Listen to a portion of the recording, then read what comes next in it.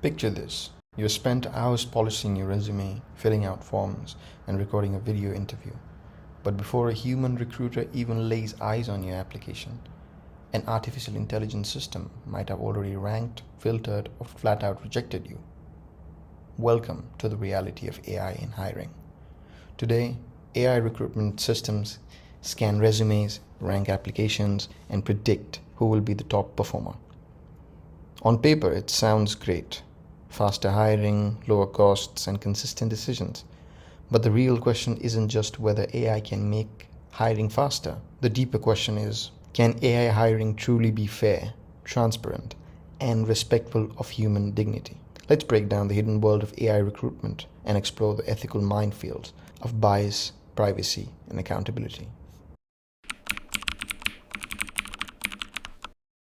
So how exactly does this digital gatekeeper work? AI recruitment systems use machine learning to support hiring decisions. While a basic human might just hunt for keywords, advanced systems rank candidates using historical data, video interviews, voice patterns, or even behavioral signals. At first glance, this seems completely objective. After all, a machine doesn't get tired, it doesn't hold grudges, and it can process thousands of applications in seconds. But here's the catch. AI systems are not neutral just because they run on math. They are socio-technical systems. They are built by people trained on past data and driven by corporate goals. If the historical data is full of unfair practices, the AI just learns to repeat them.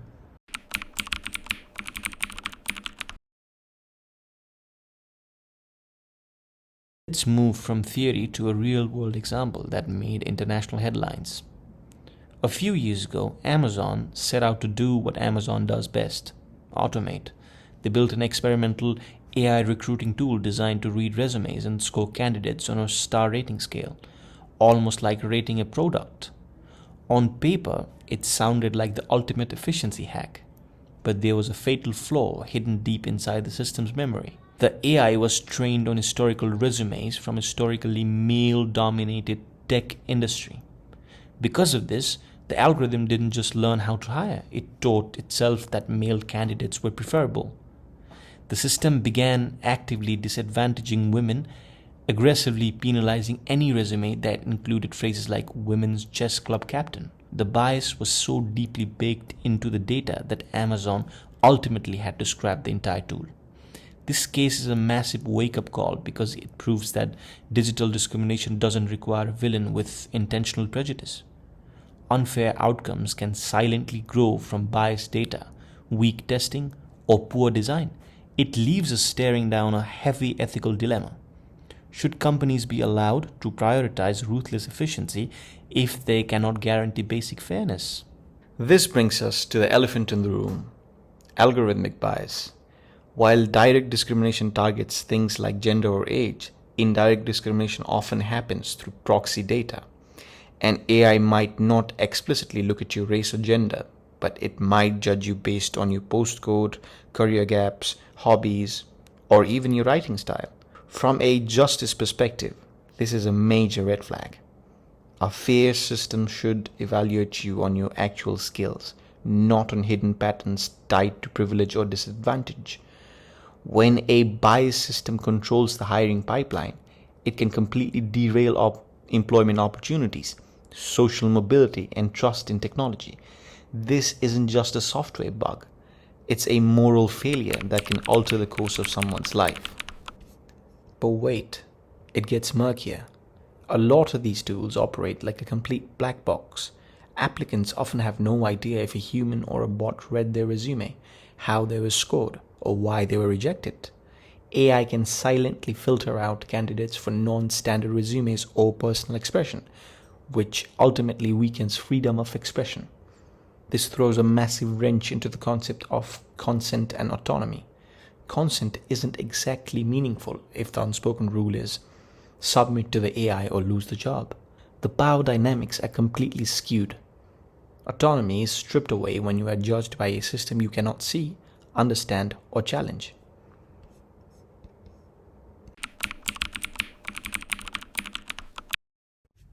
Speaking of being kept in the dark, let's talk about the sheer amount of data being scooped up.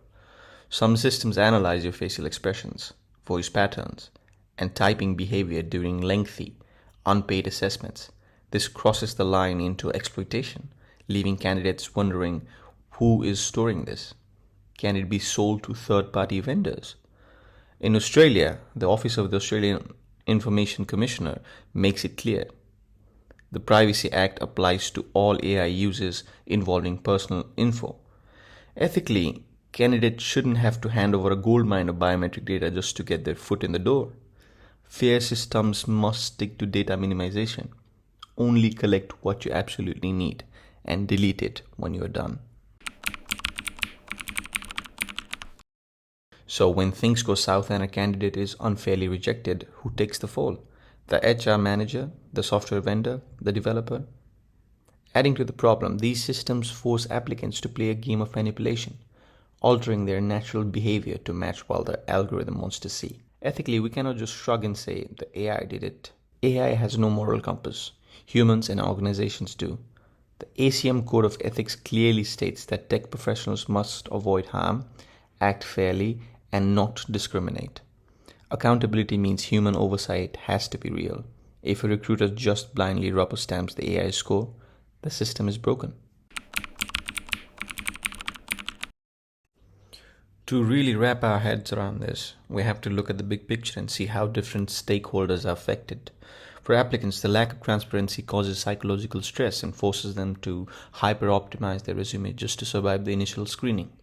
For vulnerable groups, like women in tech, older worker migrants, or people with disabilities, the stakes are even higher, risking deep social and cultural harm if the AI relies on narrow data.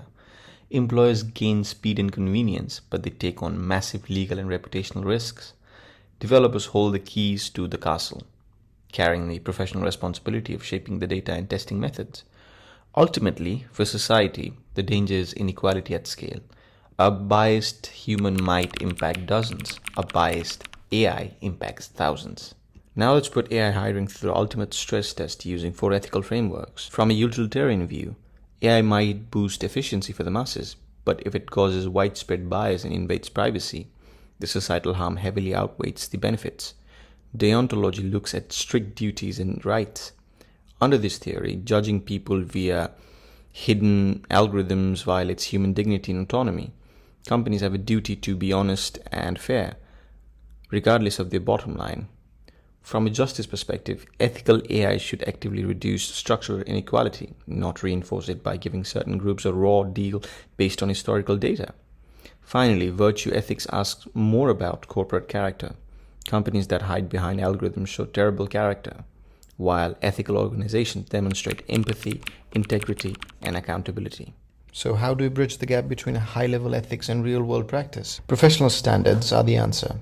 The Australian Human Rights Commission requires fair hiring practices and the ability to challenge AI decisions. Australia's own AI ethics principles demand transparency and contestability. Meanwhile, the NIST risk management framework pushes for systems where harmful bias is strictly managed.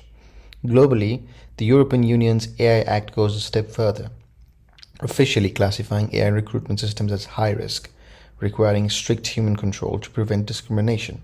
The consensus is clear. Because this technology controls access to a person's livelihood, it demands the highest level of governance. Now, we don't necessarily need to throw the baby out of the bathwater and ban AI entirely. The answer is responsible, limited use. First, companies must run regular independent bias audits, keeping in mind that applicant pools are always changing. Second, AI should only support humans, not replace them. And recruiters need the training to actually question the machine. Third, applicants must be told when AI is judging them and given a clear path to request a human review. Fourth, companies need to stop collecting unnecessary facial or voice data. And finally, there has to be an appeal process. The most ethical approach is simple. Test it constantly, explain it clearly, and keep humans in the driver's seat. AI in hiring isn't just a technical challenge. It's a mirror reflecting our own values. If we prioritize blind efficiency over human dignity, we'll simply automate our own inequalities. It is our absolute responsibility to ensure the algorithms we build today open doors rather than locking them.